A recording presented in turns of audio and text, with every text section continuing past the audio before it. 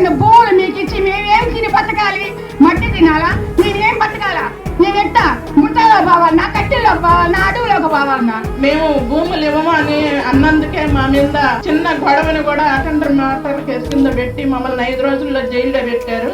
Industrial company వాళ్ళు వచ్చి కొలతలు వేయడం, రేషన్ కార్డులు తీసుకోవడం, ఆధార్ కార్డులు తీసుకోవడం, మమ్మల్ని హింసిస్తున్నారు. ఆ ఇచ్చే వాళ్ళు వచ్చి మమ్మల్ని ఏదో కానడం, మేము తిరిగి మళ్ళీ వాళ్ళని ఏదో కానడం, ఇలా చాలా గొడవలుగా ఉన్నాయి సార్ మా ఊరంతా. అసలు ఏమైపోతామని భయం వస్తుంది.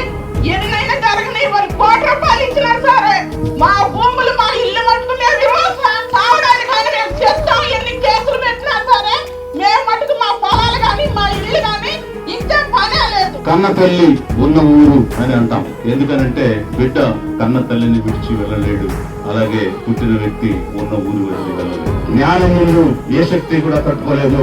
జ్ఞానంతోనే దేనైనా కూడా తిప్పికట్టగలం. ప్రభుత్వం యొక్క గడువు నుంచి మన భూమిని మనం కాపాడుకునే విధంగా ఐక్యమత్యంగా పోరాడదాం. మేముంటాం మీతో పాటు. కరేడు రైతుల ఆత్మ గౌరవమే లక్ష్యంగా కరేడు రైతన్నతో విజయన్న, అడుగడుగునా అన్నదాతకు అండగా.